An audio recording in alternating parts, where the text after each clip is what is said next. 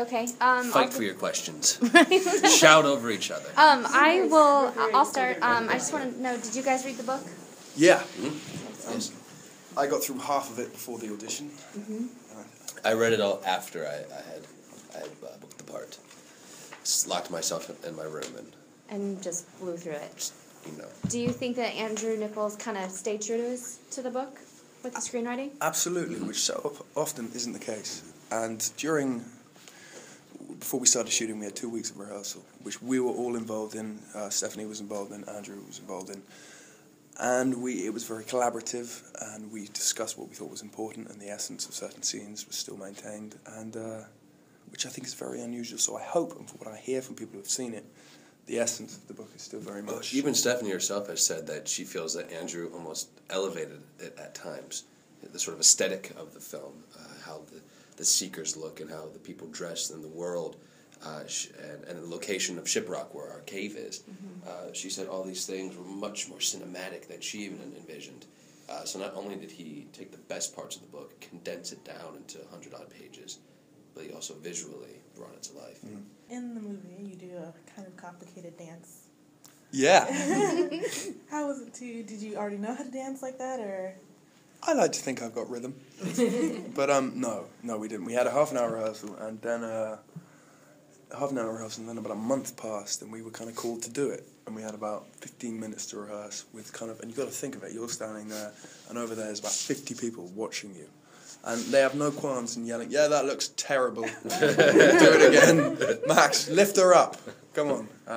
But it looked a bit thrown together, which I think was nice. It was fun. It was one of my favourite days, actually. I want to know, the shoot must have been grueling. I mean, where where the location of your base, or I'm not sure the exact term for it, and the cave, and everything that went into it. Can you tell us a little bit about what it was like? Yeah, what it was like. Well, the interior of the cave was in a soundstage in Baton Rouge, Louisiana. Does that help? So that was pretty easy. Yeah. You could step outside for a smoke and a tea if you wanted to. It was amazing. I mean, it was a life-size cave built inside the soundstage. The only thing that wasn't there were the mirrors that they ended up putting in post. But our exteriors were out in the desert of New Mexico. Mm-hmm. Which was incredible. It was gorgeous. So you went out there? Yeah, we did. Yeah, really, really beautiful. I mean, we had this really nice shot of us trekking sort of through the desert towards the cave. And we ended up doing that for about 2 miles. They just kept rolling, and they have a helicopter that they didn't end up using, but the helicopter would come in and just skim right over us. I mean, it was pretty nuts. Yeah. But it was a lot of fun. We had a good time out there. It's really sort of unadulterated land. It's still kind of pure and really beautiful. So in a true post-apocalyptic scenario, where would you go? I've thought about this quite a lot, actually. I like to think I'd survive. I think I'd build an underground den. In the forest. Who's going to look for you there? People stay in the cities in these movies. Why would you stay in the cities? There's zombies everywhere. The aliens are buzzing around. Get out. Get a gun. Hide in a forest. Steal food. Eat squirrels. It's so obvious. So easy. It's so easy. Are you an accomplished squirrel hunter? I could hunt a squirrel. Could. I'd make a bow and arrow. A rudimentary bow and arrow. Or use my gun. Slingshot. Sling. You and me.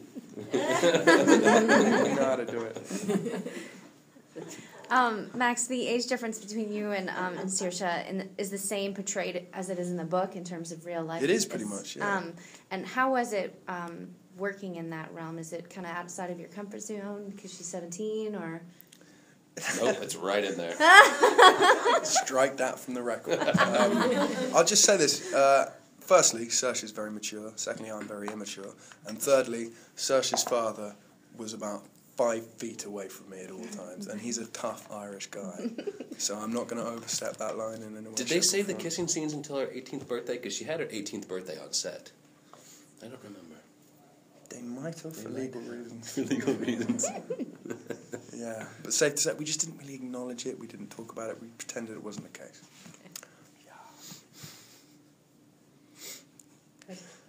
Change the mood. Sorry, didn't make me uncomfortable. I actually write for a website for teenagers, so what advice would you have for teenagers who are interested in pursuing creative careers, especially in acting? keep your integrity, most of all, and work harder than anybody else. Yeah.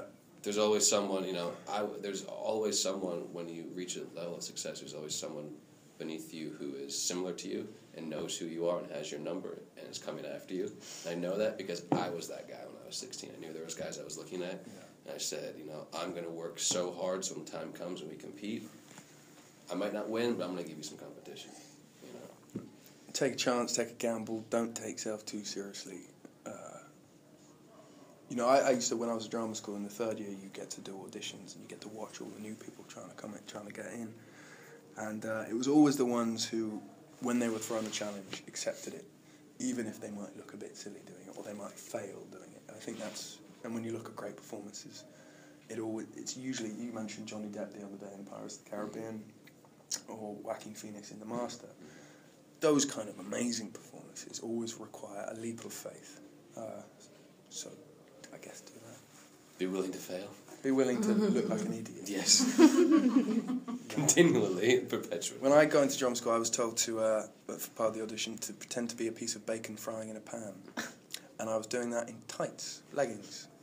It's dignity at the door, We actually did that in our theater class in high school. Were you good at it? No, I was terrible. I was the stage manager all the time. It's so bad, isn't it? Let me see your bacon. That's why you're there and I'm here. That's why I'm not. Because of your bacon work. Right. Your bacon You're doing intensive good was bacon. solid.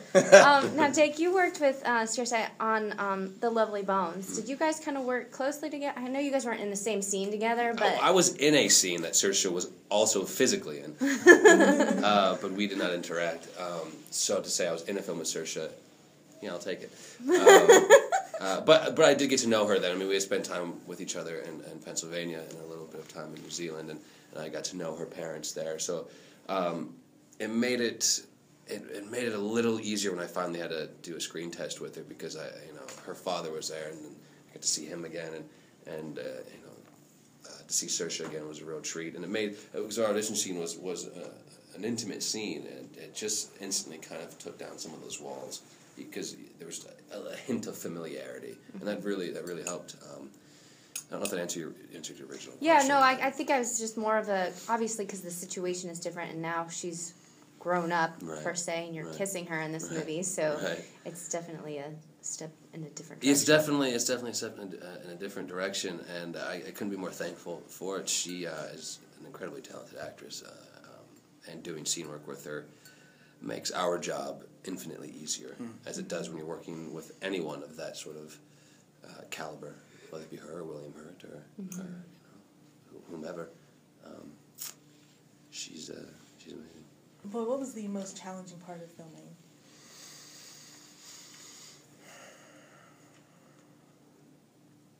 There was a day I had seen where we're all sort of threshing wheat, and they sprayed it with some sort of chemical, and I went with the first slice. It just kicked up all these particles, these shimmering particles that were they were choking, and very unhealthy, suspiciously unhealthy, I'm sure.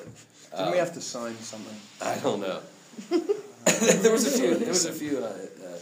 There was a lot of stuff in the air that was very concerning. That when you got in the fight, all that dust kicked up. I mean, it was pretty gross congestion happening on set because of all that. Was that wheat in the soundstage? Yeah. Oh, really? Yeah. So they brought all that in? Or? Yeah, they built a wheat field in the cave. That's cool. Yeah. I had to do a scene which was actually cut. I can't believe it. Which was I had to drive over a hill. I was in this one. Yeah, you were. I had to drive over a hill and round these serious corners. Now, I'd just got my driving lesson. This is in the desert. So driving on dust in a Jeep from the 50s with no power steering. Nice. Big boulders everywhere to crash into and explode. And I remember going on the radio, right, how fast do you want me to do this? First take. And they went, fast as you can. Good. There's no speedometer, so I have no clue how fast I was going. So I did it, and it was all right. I got through it. And then they put Jake and Sasha in beside me. No seatbelts. No seatbelts. You were almost crying. Yes. I was Saoirse's seatbelt. You were holding on to I was like this. I had my arm out the window with a placid face, right? Sweating. And Saoirse just kind of clamped onto my arm, and I just thought this entire movie, plus a couple of lives, are in my hands. My sweaty, shaky. Yeah. was horrible. I was very impressed. You didn't say anything nasty. You could have. Well, my life was on the line.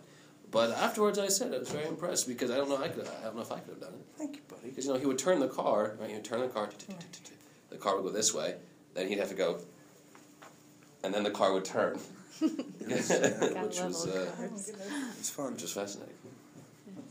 How involved was Stephanie Meyer on the production, and did you get to work with her directly? Was she there? She was on set every day. Oh, she was pretty much. Yeah, as much as she could be. Yeah.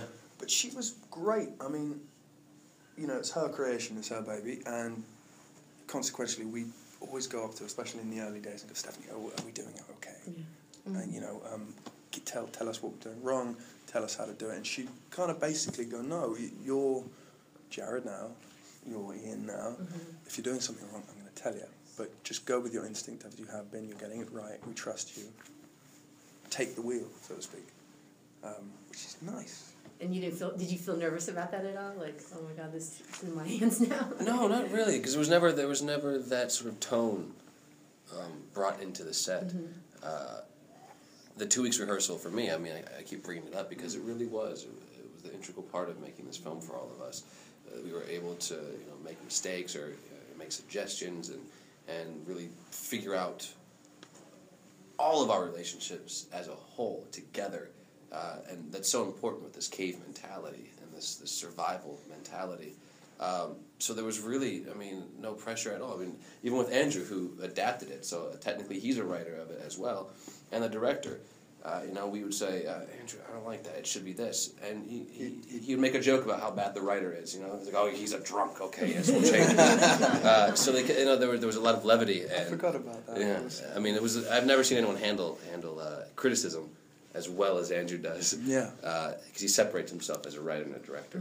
There really wasn't a moment because no one was thinking about anything further than the task at hand that day. Well, you guys are both science nuts, so do you think we're alone in the universe? Definitely not. Why would we be? The odds are too much against us. If Stephen Hawking says we're not alone, that's good enough for me. Yeah. The question is there life in our own solar system? Talk about that for ages. Life as we know it. Could be microorganisms. It's still life. Technically life. Yeah. You talk about post-production, so when you actually saw have you seen the movie? I assume you have, okay.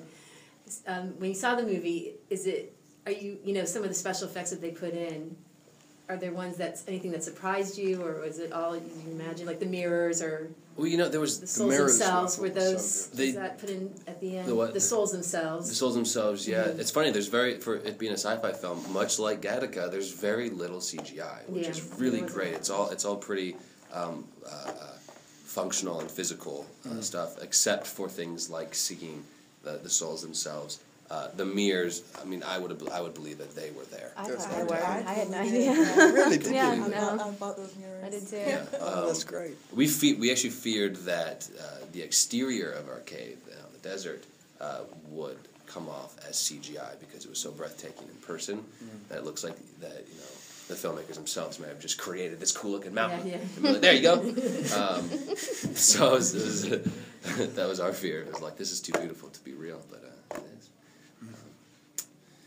But yeah, besides the eyes being enhanced, just a touch, just not much else, which is really great and really kind of keeps you in the story and in the world. And, I agree. There's no laser guns, real guns. People get shot. So if you had a chance to make the case for humanity, if aliens came, what would you say? Watch The Host. Because, before I saw it, this was the question, was like, are aliens better than humans? And I was like, well, yeah, I don't know. I could think about it. But after watching the movie, I was like, humans, all the way. Look how amazing we are. Look what we can do. Look how we can survive, and look how we can learn and change. Yeah, I think that's it. I think we can learn and change. Let us learn from our mistakes. I think every person, species, I'd imagine if there are aliens in the world, in the universe, have to learn from our mistakes in order to evolve to that next step. So, back off and let us do our own thing. Yeah. Can you leave a spaceship for us? A bigger human cause. Just to play with, learn from.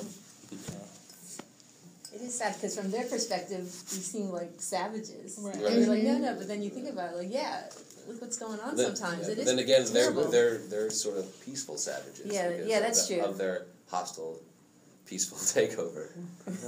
Yeah. It's not all black and white, so maybe we're more evolved than they are. So you can take that idea with you. That's one to chew on.